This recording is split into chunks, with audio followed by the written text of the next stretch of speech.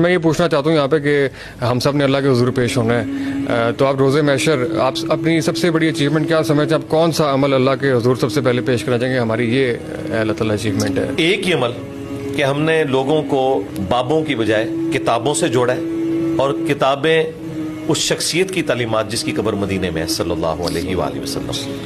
ہم نے کسی فرقے کی دعوت نہیں دی، بلکہ نبی صلی اللہ علیہ وآلہ وسلم نے حجۃ الوداع کے موقع پہ فرمایا تھا، المستدرک للحاکم میں حدیث موجود ہے، اپنے بعد دو چیزیں چھوڑ کے جا رہا ہوں، ایک اللہ کی کتاب ہے، دوسرے اس کی نبی کی سنت۔ اور غدیر خم کے موقع پہ فرمایا تھا، اللہ کی کتاب ہے، اس میں ہدایت ہے، اس میں نور ہے، تم اسے پکڑو، اس کے ساتھ اپنا تعلق مضبوط کرو، یہ اللہ کی رسی ہے، جو اسے پکڑے گا ہدایت پہ ہوگا، جو چھوڑ دے گا گمراہ ہوگا۔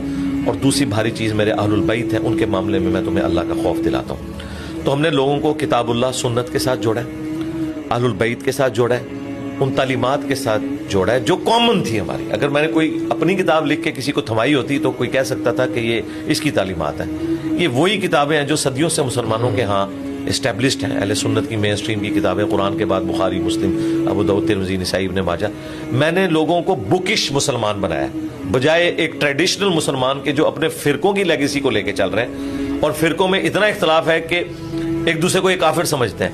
ہم کسی کو کافر نہیں سمجھتے، ہم علمی اختلاف کرتے ہیں، نمازیں ساروں کے پیچھے پڑھتے ہیں، چندے سب کو دیتے ہیں، اپنی کوئی مسجد نہیں بنائی، کوئی چندہ بک نہیں بنائی، کوئی مدرسہ نہیں بنایا، کوئی فرقہ لانچ نہیں کیا، کہا یہ ہمارے بھائی ہیں۔ لیکن بریلویوں کو یہاں غلطی لگی ہے، اہل حدیث کو یہاں غلطی لگی ہے، دیوبند کو یہاں غلطی لگی ہے، اہل تشیع کو یہاں غلطی لگی ہے، وہ اپنی اصلاح کریں۔